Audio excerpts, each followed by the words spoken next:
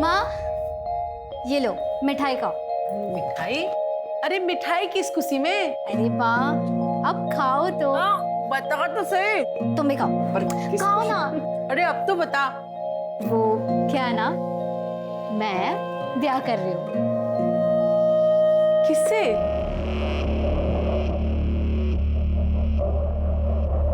राजन शर्मा नाम है उसका। आप नहीं मिली हो माँ उससे?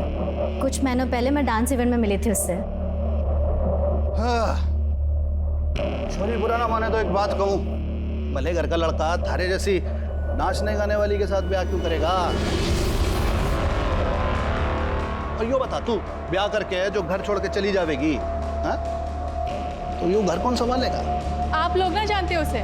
पायल का सारा काम मैं संभालती हूँ। मैं मिल चुकी हूँ उससे, अच्छा आदमी है। और नाचने वाली की गाली किसे दे रहे हो? थारी अय्याशी चलती रहे इसलिए पायल को गैर मर्दों के सामने नाचने पड़े हैं। थोड़ी शर्म करो, शर्म। यो काम चोरी छोड़ो और कोई काम करो। छोरी, होश की दवा कर, कहीं थानेदार नहीं हो रही है। और यो बताओ, तुम दोनों जो ब्याह का फैसला कर लिया तुमने, छोरे के घर वाले से बात की, ब्याह की, राजी हैं वो लोग? वो क्या है ना, परिवार के नाम पे सिर्फ माँ है उसकी, लेकिन वो मना रहा है माँ को। पुराने ख्यालों की है तो थोड़ी दिक्कत हो रही है। थोड़ी दिक्कत ना है यो घनी दिक्कत वाली बात है। कभी ना मानेगी उसकी माँ कुछ भी।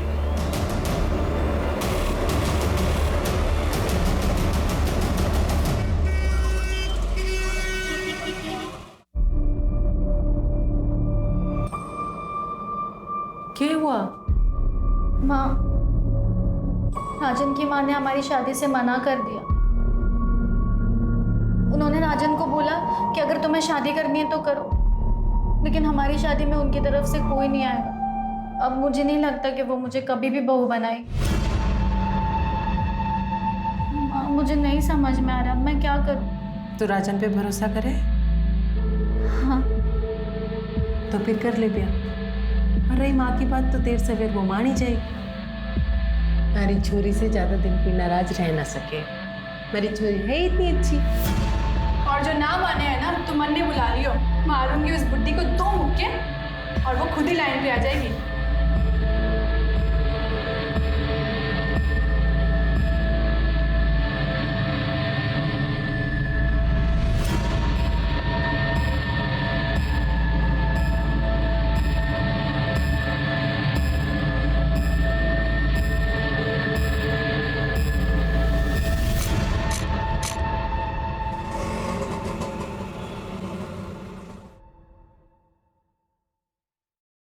अरे आना।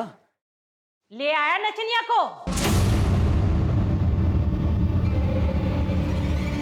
खानदान की पूरी इज्जत मिट्टी में मिला दी तूने।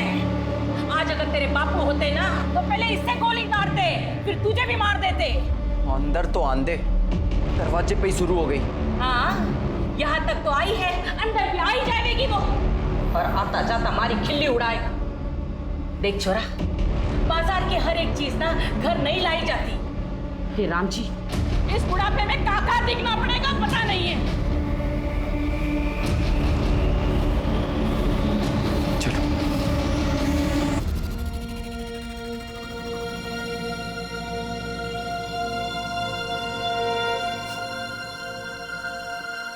क्या होया? मेरी वजह से आपको कितना कुछ सुनना पड़ा। माँ भी आपसे नाराज हो गई ना? तो क्या हुआ?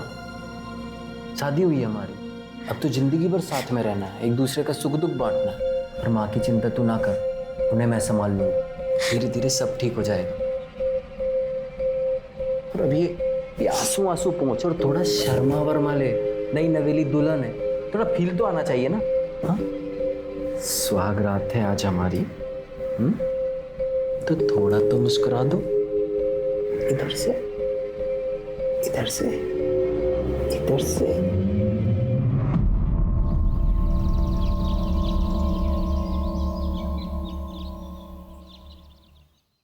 ये लीजिए आपका वॉलेट। पायल, आज मंदिर में कीर्तन है, मोहल्ले की सारी औरतें आएंगी, माँ भी जाएंगी। तुम भी चले जाना, माँ को अच्छा लगेगा। लेकिन राजन, मैं कैसे जा सकती हूँ? मेरा तो शाम को इवेंट है, मैं इवेंट नहीं कैंसिल कर सकती। इवेंट में जाना माँ को खुश रखने से ज़्यादा ज़रूरी है क्या? ये कैसी बात कर रहे हो तुम? तुम्हें तो शुरू से पता है ना कि मैं डांसर हूँ। तुम खुद मेरे डांस के फैन थे। सोचो अगर तुम्हारा डांस का प्रोग्राम होता और मैं कैंसिल करती तो तुम्हें कैसा लगता? पता था तुम डांसर, तब की बात और थी, तब हमारी शादी ना हुई थी। शादी और मेरे काम का क्या लेना देना है? मेरा काम है राजन। ठीक है, जो करना है कर। लेकिन मेरी बात तो सुनो।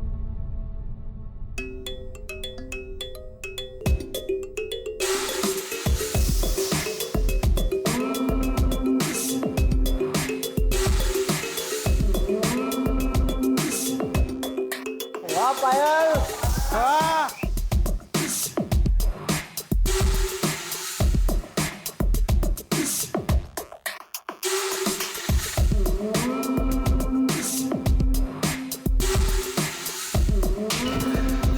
चल निकल यहाँ से। तू ठीक है ना? हाँ दीदी।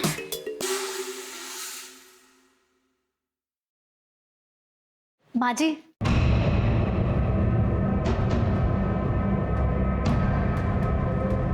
मैं ना आपके लिए मन से तोहफा लाई हूँ, आपको बहुत अच्छा लगेगा। मनने नहीं चाहिए, जो लेता होगा ना उसे जाकर दे। आप देखिए, आपको बहुत अच्छा लगेगा, सच में। एक बार देखिए। मैंने कहा ना मुझे नहीं चाहिए। तारी हराम की कमाई मनने नहीं चाहिए।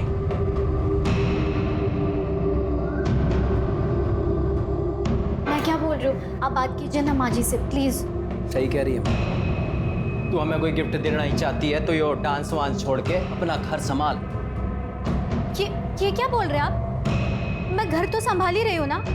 और रही बात काम की, तो मैंने आपको पहले ही बोल दिया था कि मैं शादी के बाद नहीं छोड़ सकती हूँ काम। काम के नाम का तो बाड़ा है।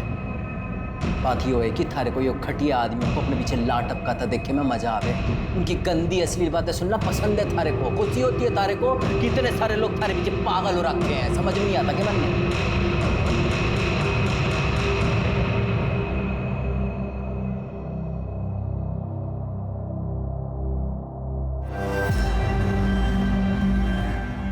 अच्छा हुआ जो ये अपने से गई।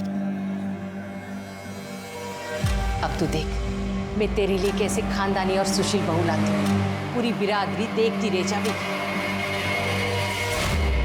राजेश शर्मा से तलाक लेने के बाद पायल वापस अपने घर लौट गई थी, लेकिन सर पायल का बाप बसे सर पायल की शादी से खुश नहीं था। इनफैक्ट वो तो शादी में शरीक तक नहीं हुआ। इसीलिए पायल जब वापस उसके घर चली गई तो उसका बाप उसे दिन रात सुनाता रहता था, काफी परेशान किया था। इसीलिए पायल ने अपना एक अलग घर ले लिया तो अपनी छोटी बहन अलका, जो उसकी मैनेजर भी है, उसके साथ वहाँ शिफ्ट हो गई। सर कुछ दिनों बाद सुधा अनीश को लेकर पायल के साथ उनके घर शिफ्ट हो गई। सर सुधा पायल और अलका की सौतेली माँ है। सगी माँ का देहांत काफी साल पहले हो चुका था और लोगों का ये कहना है कि बेसेसर उस पर बहुत ही अत्याचार करता था, इसीलिए उसका देहांत हुआ। और उनका भाई अनीश? सर अनीश अलका और पायल का सौतेला भाई और सुधा और बेसेसर का बेटा। पर अनीश का अपनी बहनों से बहुत अच्छा रिश्ता है। मिश्रा, पायल की फैमिली को इन्फॉर्म किया? हम उन्हें लोकेट करने की कोशिश कर रहे हैं। सर पायल चौधरी की पीएम रिपोर्ट। सर कल बॉडी के जो 2 हिस्से हमें मिले थे वो 2 अलग अलग लोगों के हैं। ऊपरी हिस्सा तो पायल चौधरी का ही है, लेकिन निचला हिस्सा किसी और का है। उसका मतलब बॉडी को देखकर जो अजीब हमें लग रहा था वो यही बात है। एक नहीं 2 मर्डर हुए। अब पता ये करना है कि दूसरी लड़की कौन है जिसका मर्डर हुआ। सर पोस्टमार्टम रिपोर्ट के मुताबिक ये दोनों मर्डर्स कल शाम 6 और 8 के बीच हुए। और सर पायल की मौत सर के पीछे किसी पत्थर के वार की वजह से हुई। सर के पीछे एक घाव मिला है जिसमें सूखा हुआ खून है और सर पत्थर के कुछ पार्टिकल्स भी मिले। मिश्रा, हमें जल्द से जल्द ये डबल मर्डर केस सॉल्व करना होगा। पता लगाना होगा ये दूसरी लड़की कौन है जिसका मर्डर हुआ। इन बॉडी के हिस्सों को डीएनए टेस्ट के लिए भेजो। सर एक सेकंड। हेलो, कहाँ पर? ठीक है सर, शिवपुरी में कुएं के पास एक कटा हुआ हाथ और पैर में।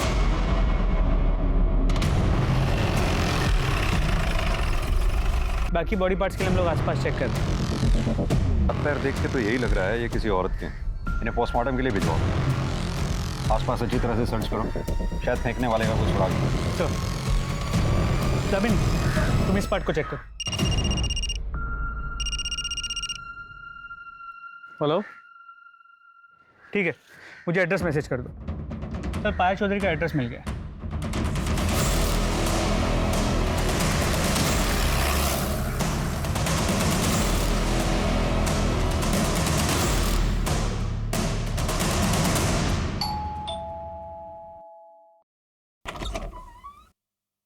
सब हमारी अलका का कुछ पता चला? बताया कहाँ थी वो 2 दिन से? क्या अलका लापता है? हाँ साहब, 7 तारीख की दोपहर को गाड़ी लेके निकली थी, बता के भी ना गई कहाँ जा रही है।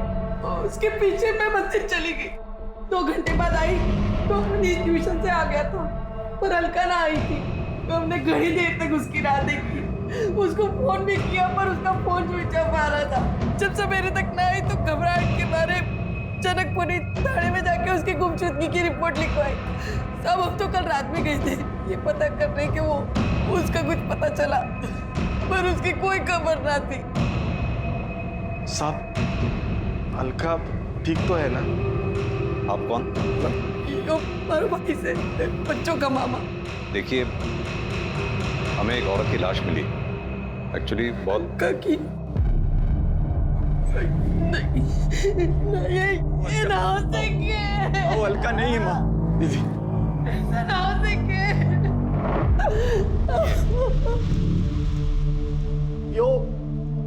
ये तो पायल है।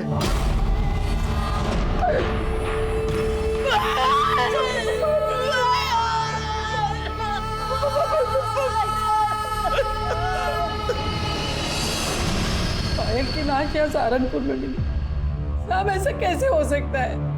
वो तो मुजफ्फरनगर गई है, 7 तारीख को उसका प्रोग्राम था वहाँ। आज तो वो वापस आने वाली थी, हम उसकी राह देख रहे थे, पर वो हमेशा के लिए हमें छोड़कर चली गई। देखिए, मैं जानता हूँ कि हालात काफी नाजुक हैं, लेकिन फिर भी बस इतना जानना चाहता हूँ कि पायल का क्या कभी किसी से कोई झगड़ा हुआ था या कोई दुश्मनी थी?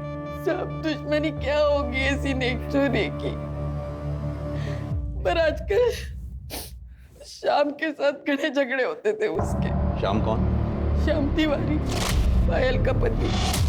दोनों ने मंदिर में ब्याह किया था। श्याम ने पायल से पैसों के लिए ब्याह किया था। पायल को बेवकूफ बनाकर उससे पैसे लेकर कैश में एक दुकान खरीदी थी। पायल उससे इतना प्यार करती थी, पर बाद में पता चला कि श्याम पहले से ही शादीशुदा है। रुड़की में उसके बीवी बच्चे रहते हैं। बाद में उसने रजिस्ट्रार ऑफिस में जाकर पता किया तो पता चला कि उसने दुकान तो खरीदी थी, पर अपने नाम पे। इस बात पे उन दोनों में घना झगड़ा हुआ। अलका को भी ये बात पता है, उसने भी तिवारी को खूब खरी खोटी सुनाई थी। पायल को मालूम था कि अलका गायब है? नहीं साहब, हमने फोन किया था पर उसका फोन बंद आ रहा था, और अलका की टेंशन में फिर हम उसे फोन करना ही भूल गए। आपकी बच्चियों से बहुत नफरत करते हैं, क्या आपको लगता है कि वो ये काम? साहब वो वैसे ही बड़ा गिरा हुआ इंसान है, कुछ कह नहीं सकती कि वो इतना भी गिर सकता है। अनीश, तुम कुछ कहना चाहोगे जिससे हमारी मदद हो सके? मैं तो बस इतना ही कहना चाहूंगा कि पायल और अलका दी सिर्फ मेरी बहन ही नहीं, भाई बाप सब थी। ठीक है, अभी हम चलते हैं। अलका के बारे में जैसी कोई खबर मिलेगी आप लोगों को इन्फॉर्म कर दें। मिश्रा, ये जनकपुरी पुलिस स्टेशन से अलका के केस की फाइल मंगवाओ। अब ये केस हम ही देखेंगे। पता करो 7 मार्च को पायल सहारनपुर में क्या कर रही थी, वो मुजफ्फरनगर गई भी थी या नहीं। अलका की गाड़ी ढूंढवाओ, अलका और पायल दोनों के कॉल रिकॉर्ड्स और मोबाइल लोकेशन डिटेल्स निकलवाओ। और हाँ, श्याम तिवारी, इसको थाने बुलाओ पूछताछ के लिए। क्या मेरी पायल का मर्डर हो गया है? तो नहीं सर, ऐसा नहीं हो सकता सर। ओवर एक्टिंग कम कर। सर मैं एक्टिंग नहीं कर रहा हूँ, मैं सच कह रहा हूँ। मैं पायल से बहुत प्यार करता था, अपनी पहली बीवी और बच्चों से भी ज्यादा। सर मैं मानता हूँ कि मैं शादीशुदा हूँ, लेकिन भगवान जानता है कि ये रिश्ता कब का टूट चुका था, और अब तो मैं उसे कानूनी तरीके से भी खत्म करने वाला था। क्योंकि पायल के पास ज्यादा पैसा था, उसकी दुकान हड़प के भी तुझे चैन नहीं मिला। सर ये झूठ है, मैंने उसके नहीं अपने पैसों से दुकान खरीदी थी। सर मैं कब से अपनी एक इवेंट कंपनी का ऑफिस खोलने के लिए पैसे जोड़ रहा था। अच्छा, तो तूने पायल की ब्लैक मनी से दुकान नहीं खरीदी? सर मैं उसके पैसे से क्यों दुकान खरीदूंगा। ठीक है, तो अभी तो जा सकता है, लेकिन सहारनपुर छोड़कर कहीं मत जाइए। अपनी बीवी के पास रुड़की भी नहीं। जी सर।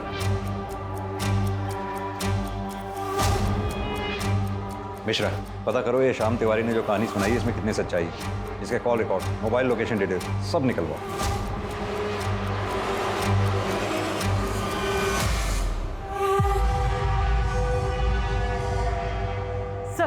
अलका का फोन स्विच ऑन हुआ था। इससे पहले कि लोकेशन पता कर पाते, फोन फिर से स्विच ऑफ हो।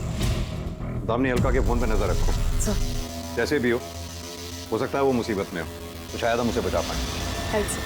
सर मुझे नहीं लगता हम अलका को बचा पाएंगे। क्यों?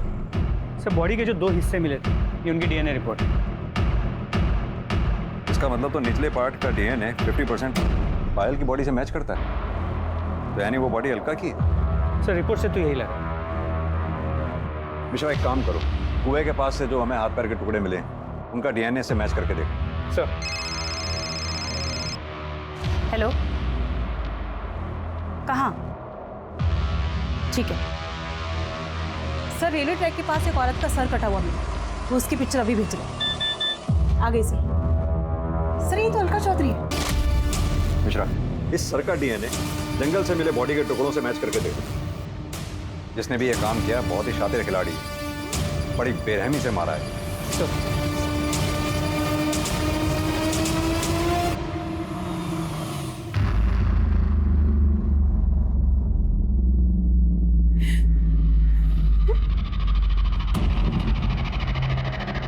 आंटी जी,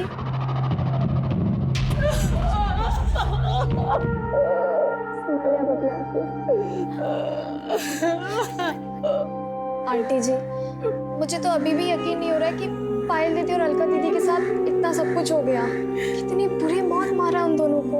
आंटी जी संभालो अपने आप को, सब सही हो जाएगा। दीदी, कसम खाता हूँ तुम दोनों की कि ये जिसने भी तुम्हारे साथ किया है ना, छोड़ूंगा नहीं उसे। अनीश, जो होना था वो हो गया। हट, अकेला छोड़ दे मुझे। जिनकी माँ बड़ी फिरे थी तू, वो दोनों निकल ली। अब क्या इरादा है? क्या करेगी आप? क्या करेगी आप? क्या छोड़ बनना है? बड़ी बड़ी माँ बने घूमे थी दोनों की, भगवान ने सजा दे दी थारी दोनों छोरियों को। बाप ने अकेला छोड़ के आई थी मरने के लिए। और एक बात बोलूं, और तू कमी नहीं थोड़ी है ना है? सजा जी, कम से कम माहौल का तो ध्यान रखिए। क्या माहौल का ध्यान रखूं मैं? रे बेटा, जैसी करनी वैसी भरनी। यो संस्कार है बेटे के, यो सिखाया है, यो सभ्यता दी है। थारी सभ्यता अरे तू बाप ना है, बाप के नाम पे शराब है शराब। अरे थारे बचपन में पूरा परिवार बर्बाद हो गया। यो तू ध्यान रख, कीड़े पड़ेंगे कीड़े, सड़ के मरेगी तेरी मां। पानी देने वाला नसीब नहीं होगा, निकलो तुम लोग। सर पायल के मर्डर केस में 7 मार्च को मुजफ्फरनगर शहर में माहौल खराब होने के कारण धारा 144 लगाई गई, इसलिए पायल का इवेंट कैंसिल हो गया और इवेंट ऑर्गेनाइजर्स ने पायल को एक प्राइवेट कैब से अपने घर सहारनपुर भेज दिया। उस कैब ड्राइवर से बात हुई? जी सर, उससे बात हुई। उसने कहा कि वो पायल को घर तक ड्रॉप तो करने वाला था, मगर सहारनपुर एंटर करने से पहले ही उसकी कैब खराब हो गई। क्या हुआ भैया? मैडम शायद गाड़ी खराब हो गई। एक काम कीजिए, आप मुझे यहीं छोड़ दीजिए, मैं बस या ऑटो से चले जाऊंगी। ये लीजिए। वो लोग ना पहचाने, इसलिए उसने अपने चेहरे को दुपट्टे से ढका, आंखों पे चश्मा लगा के वो वहाँ से चली गई। और हाँ सर, कैब ड्राइवर ने ये भी कहा कि उसका फ़ोन स्विच ऑफ था क्योंकि वो चार्ज करना भूल गई थी। कैब ड्राइवर को ये कैसे मालूम कि पायल के फ़ोन की बैटरी डाउन? क्योंकि सर पायल ने ड्राइवर को पूछा था कि उसके पास फ़ोन का चार्जर है। उस जगह के आसपास कोई सीसीटीवी है क्या? तो जहाँ गाड़ी खराब हुई वहाँ कोई सीसीटीवी कैमरा नहीं मिला, पर वहाँ से कुछ ही दूरी पे एक छोटे से गांव का बस स्टॉप, वहाँ भी कोई सीसीटीवी कैमरा नहीं, ना ही कोई दुकान। उसने वहाँ से बस लिया नहीं, ये पता नहीं चल पाया। सर कल से ये फोटो बहुत वायरल हो रही है। किसकी फोटो है? सर फिलहाल तो पता नहीं, पर जल्दी पता चल जाएगा। सर पायल और अलका का फ़ोन डिटेल्स भी आ गई। मोबाइल लोकेशन के अकॉर्डिंगली 7 मार्च शाम को 6 बजे अलका का जो लोकेशन है वो सर घर से कुछ किलोमीटर दूर का दिखा रहा है, जहाँ पे दोनों की डेड बॉडीज मिली। सर अलका के फ़ोन की लास्ट लोकेशन क्राइम स्पॉट के पास दिखा रहा है, जबकि पायल का फ़ोन शाम को 4 बजे सहारनपुर के बॉर्डर के पास स्विच ऑफ है। इसका मतलब कैब ड्राइवर सच कह रहा था, अलका का फ़ोन स्विच ऑन हुआ? नहीं सर। यानी कि अब तक हमें ये पता है कि पायल 7 मार्च को सहारनपुर बॉर्डर के पास तक पहुंची। उसके बाद वो आगे कहाँ गई, उसके साथ क्या हुआ, ये हमें पता करना है। साथ में ये भी पता करना है कि जो फोटो में आदमी दिख रहा है ये कौन है। हो सकता है पायल की माँ सुधा इस आदमी को जानती है। Right sir.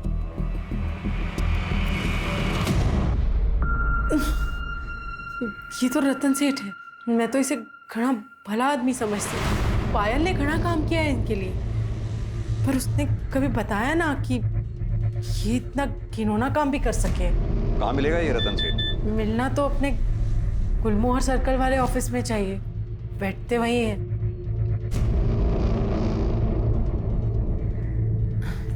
गर्लफ्रेंड से बात करें। गर्लफ्रेंड भी है तुम्हारी? जी। जूही, बचपन से ही घना प्यार करे एक दूसरे को। सेठ घनश्याम ठाकुर जी ने कहा है कि जैसे ही सही समय आएगा दोनों का ब्याह कर देंगे। ठीक है।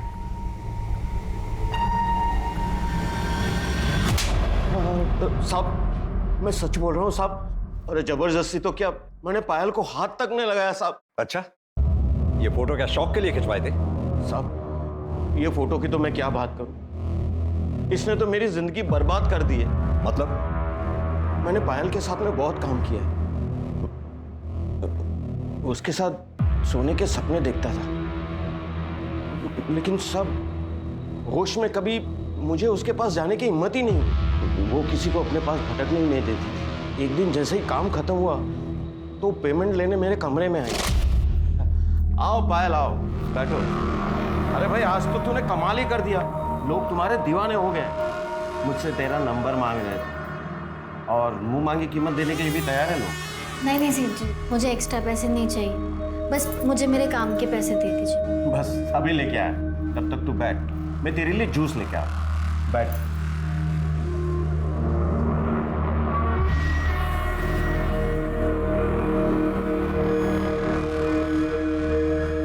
ये लो जूस पियो, अकाउंटेंट तुम्हारे पैसे लेकर आते ही हो।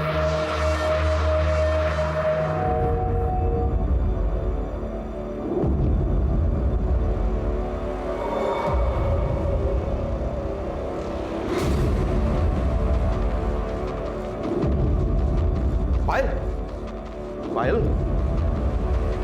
पायल,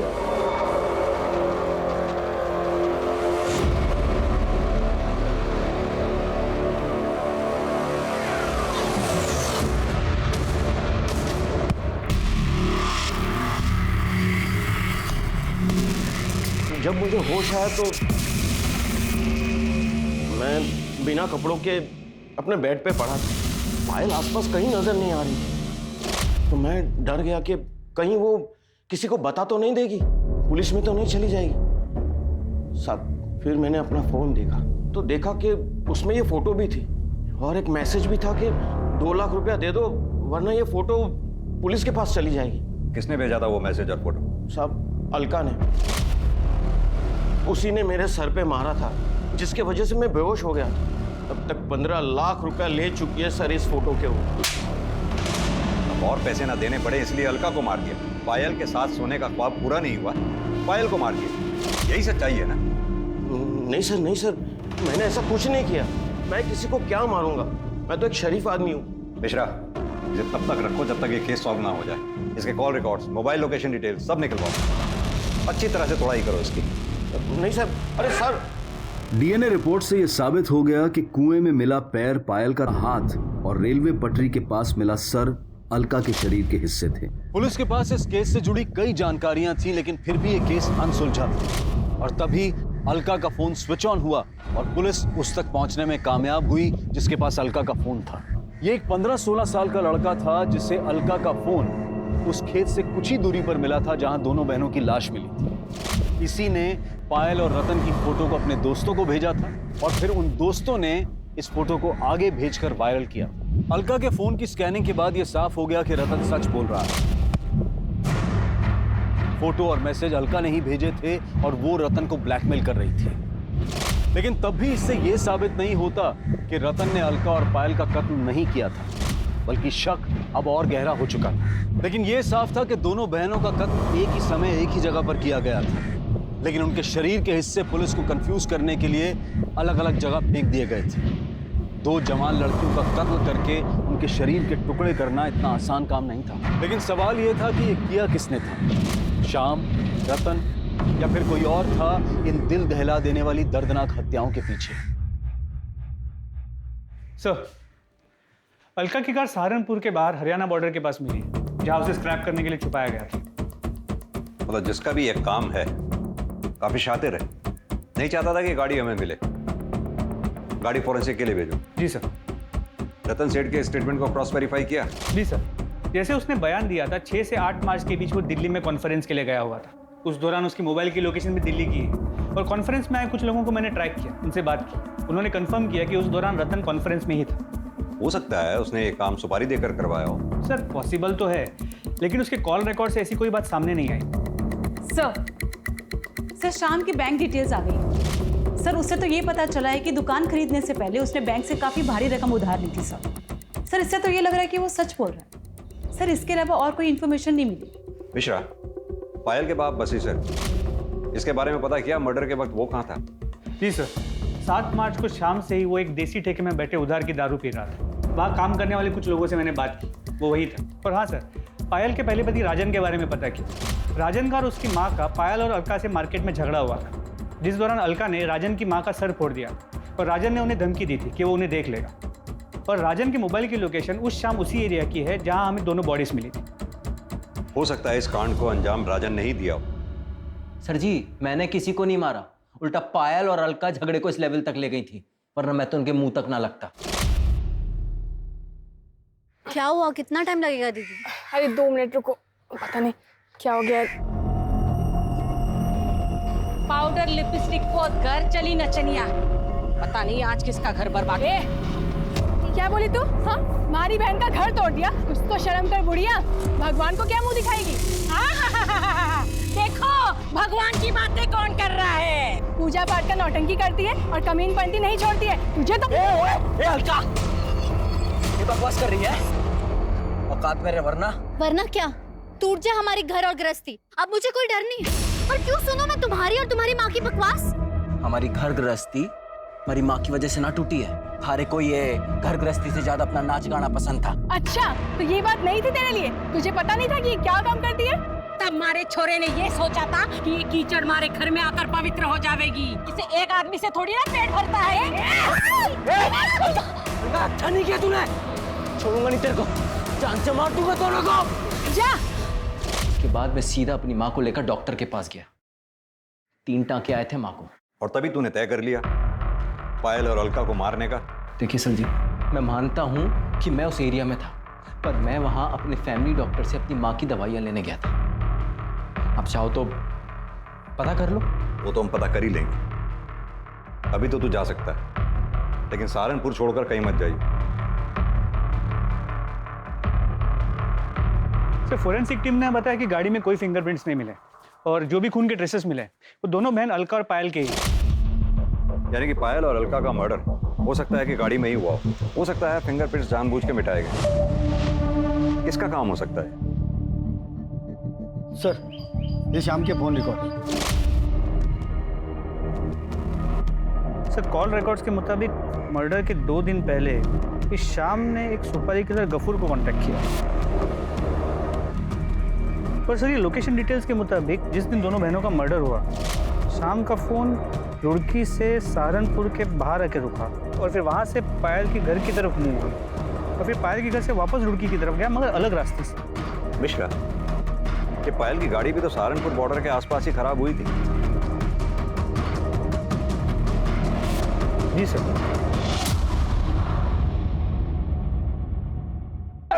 सर मत मारो सर बता रहा सर प्लान तो ये था कि जब 9 मार्च को पायल मुजफ्फरनगर से सहारनपुर आएगी ना, तभी उसका काम तमाम कर दूंगा और उसी दिन अलका को भी मार दूंगा। लेकिन सर अचानक से पता चला कि पायल का इवेंट ही कैंसिल हो गया। मैंने बहुत देर तक हाईवे पे उसका इंतजार किया, फिर देखा कि अचानक से उसकी गाड़ी खराब हो गई और वो पैदल जाने लगी।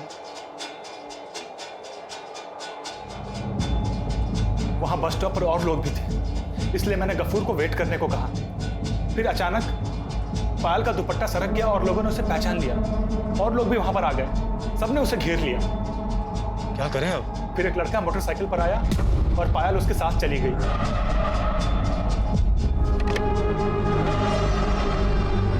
वो लड़का कौन था जिसके साथ वो बाइक पे गई थी? सर वो हेलमेट पहन रखा था, उसकी शक्ल नहीं देख पाया मैं। बाइक का नंबर, बाइक का मॉडल, कलर कुछ तो नोटिस किया होगा? सर मैं तो उसको मारने के चक्कर में गया था, इतना ध्यान ही नहीं गया मेरा। कहानी सुना रहा है तू हमें? सर मैं सच कह रहा हूं, मैं उसके पीछे तक भी गया था, काफी देर तक उसका पीछा किया।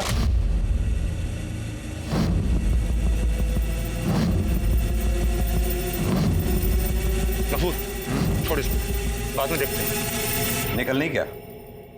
तूने उनका पीछा किया, सुनसान जगह देखकर दोनों को गाड़ी से उतारा, उनको मारा और फिर लाश को ठिकाने लगा दिया। नहीं नहीं सर, ये झूठ है। ये झूठ है? चल अब ये बता, दुकान किसके पैसे की खरीदी थी? बोल। हाँ सर, ये सच है कि वो दुकान पायल के पैसे से थी। सर मैं क्या करता, फ्री की दुकान थी, 15,000 किराया आ रहा था, तो मैंने सोचा कि पायल का ही काम तमाम कर देता हूँ, लेकिन सर हम ऐसा कर नहीं पाए। मिश्रा, पता करो ये शाम की बात में कितनी सच्चाई है। और हाँ, जब तक हम कातिल तक नहीं पहुंच जाते, इसे यहीं बिठा के रखो और इसके साथ ही गफूर को उठा ला। सर अगर ये शाम निर्दोष है तो फिर ये डबल मर्डर्स किसने किया? मिश्रा, सवाल ये उठता है कि टारगेट पे पायल थी या अलका, या फिर दोनों बहनें, क्योंकि अलका का दिमाग गर्म था, उसके कई दुश्मन हो सकते हैं। और अगर ये शाम सच कह रहा है कि पायल घर पहुंची और अलका से मिली, तो ये कैसे मुमकिन हो सकता है कि घर वालों को पता ही ना चला? कहीं ऐसा तो नहीं पायल अलका से घर के बाहर मिली, बाहर से ही दोनों कहीं चले गए और फिर मार दिए गए, या फिर इस कांड में घर का ही कोई आदमी शामिल?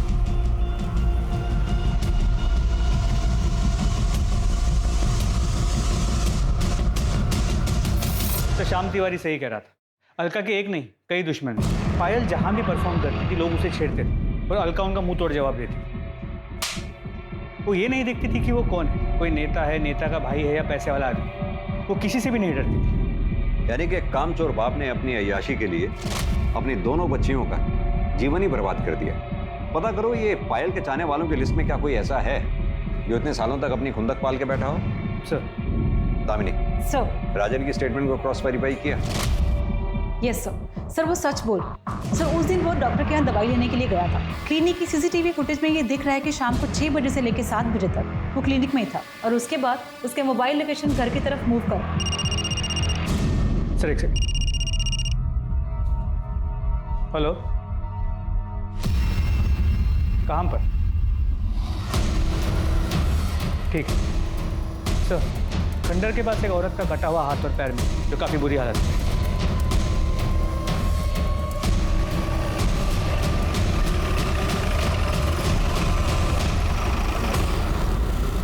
पायल की बॉडी का ऊपरी हिस्सा और अलका की बॉडी का निचला हिस्सा हमें यहाँ मिला। इसका मतलब दोनों बहनों को यहाँ गाड़ी से उतारा गया और मारा गया। जाहिर सी बात है ये स्पॉट उनके घर के रास्ते में ही पड़ता है। अब या तो कातिल उनका पहले से पीछा कर रहा था, जिसने यहाँ पहुंचकर गाड़ी को रुकवाया, दोनों बहनों को उतारा और कत्ल किया, या फिर वो कातिल बीच रास्ते में उन्हें मिला, जिसे उन दोनों बहनों ने अपनी गाड़ी में बिठाया।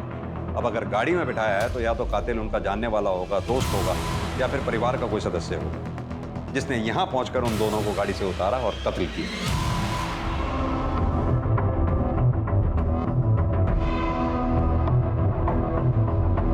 सर अनीश अभी घर से बाहर निकला है, मैं पीछा कर रहा हूँ सर।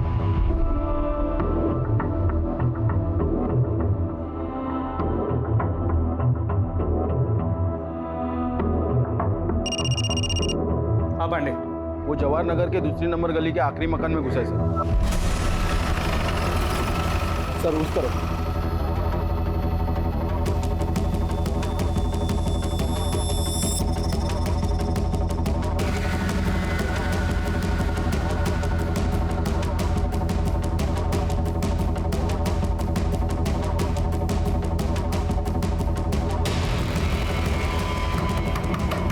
अनीश, हमें पता है तुम अंदर हो, चुपचाप बाहर आ जाओ।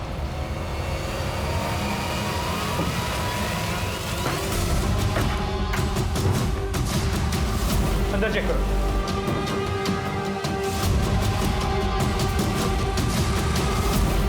सर अंदर कोई नहीं है।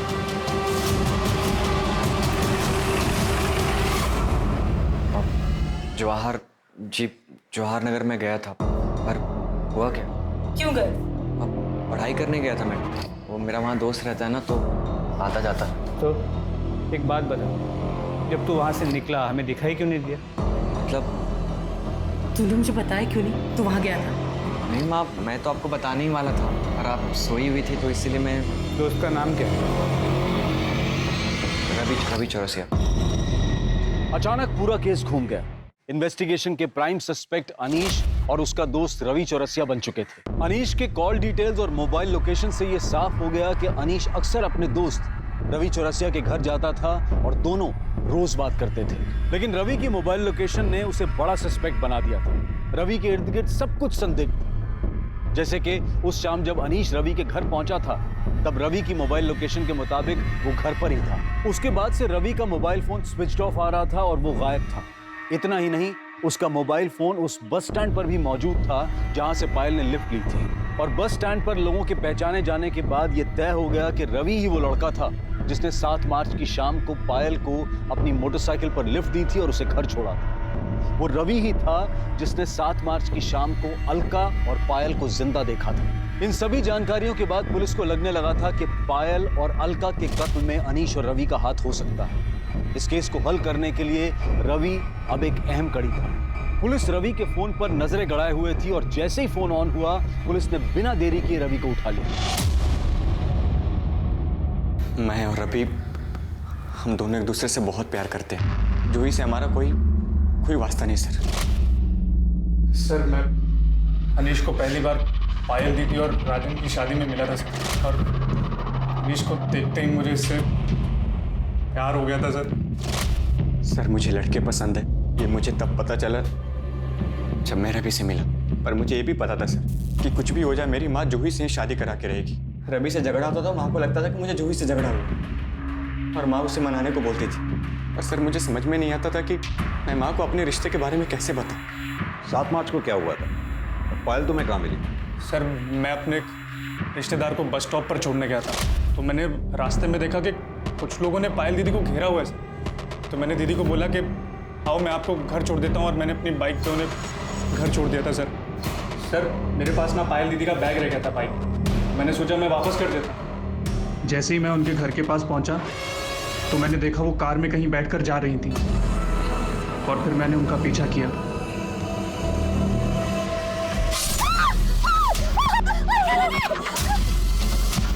ये देखकर मैं बहुत डर गया था सर।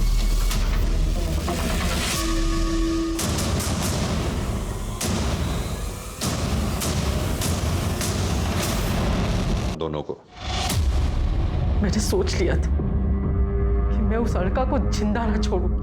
फिर पायल 2 दिन के लिए बाहर गई थी, यही मौका था। हमने सोचा कि बहाने से उसे मंदिर ले जाते हैं और वहीं मार देते हैं, पर फिर पायल वापस आ गई। अरे पायल, शुक्र है भगवान का तू आ गई। नहीं तो जान ही सूख गई थी जब ऑर्गेनाइजर ने बताया था कि तू काफी देर पहले निकल गई। माँ, अरे पायल, तू तो 9 तारीख को आने वाली थी, फिर? अरे माँ, मैं बताना भूल गई, वो इसका प्रोग्राम कैंसिल हो गया। चल, अब आई गई है तो हमारे साथ मंदिर चल, घर में अकेले क्या करेगी? अच्छा ठीक है, मैं बैग रख के आती हूँ। हाँ? तो मैंने और भाई ने तय किया कि हम उन दोनों को मार देते। पता नहीं फिर ऐसा मौका मिले ना मिले। जब गाड़ी सुनसान जगह पर पहुंची तो मैंने बहाना बनाया, मैं बस 2 मिनट। हाँ माँ।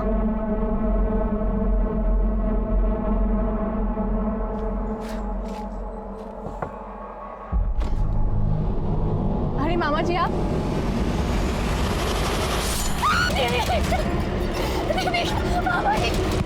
इसका तो काम हो गया। अब उस रवि को ठिकाने लगाना पड़ेगा। जी, पहले इनकी बॉडी को ठिकाने लगाते हैं। मैंने अलका की बात सुन ली थी। वो अनीश और रवि को भगाने की तैयारी कर रही थी, जहाँ वो अपनी मर्जी से रह सके। जूही और अनीश के ब्याह के कितने सारे सपने देखे थे मैं। वो अलका और एक छोरी की बुद्धि भ्रष्ट करने पर तुली हुई थी।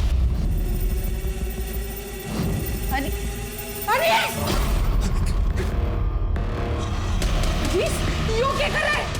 हाँ? इतनी सुथरी गर्लफ्रेंड है थारी, फिर यो? माँ, हमारी गर्लफ्रेंड ना है। आंटी, आप तू तो रहने दे सुनने सुनाने की बातें। निकल ऐसे। माँ, इतना हल्ला क्यों मचा रही है? गलत क्या है इसमें? अनीश अगर इसमें खुश है तो इसे खुश रहने दे। तू इसकी तरफदारी कर रही है? अच्छा, अब समझी। थारे को ये सब पहले से मालूम था। यो थारा दोस्त। अरे तूने इतना भी ना सोचा कि अपने दोस्त के खातिर अपने भाई की जिंदगी खराब कर रही है? माँ, इतना नाटक करने की ना जरूरत ना है, सब समझ रही हूँ मैं। अनीश की बात माननी पड़ी और जूही और अनीश की अगर शादी नहीं हुई तो थारा लखपति बनने का सपना टूट जाएगा। मारे जीते जी ये ना हो सके है कि हमारा चोरा किसी चोरे से ब्याह करे। माँ, हम उनकी लाशों को घसीटकर जंगल में ले गए। भाई ने उनके शरीर के टुकड़े टुकड़े कर दिए। पायल का फोन कहाँ है? वो मैंने लाश के टुकड़ों के साथ जंगल में फेंक दिया। अलका वही फोन ढूंढा पर नहीं मिला। फिर बहुत अंधेरा हो रहा था तो ढूंढना छोड़ दिया और निकल गया वहां से। मारना तो हम सिर्फ अलका को चाहते थे। पायल तो सीधी थी, उसे तो हम बाद में भी देख लेते। लेकिन कहते हैं ना, जिसकी मौत जहां लिखी होती वो वहां अपने आप पहुंच जाता है। ऐसा कहा जाता है कि जब कोई किसी के साथ अच्छा करता है तो उसका फल भी अच्छा ही मिलता है। लेकिन इस केस में उल्टा हुआ।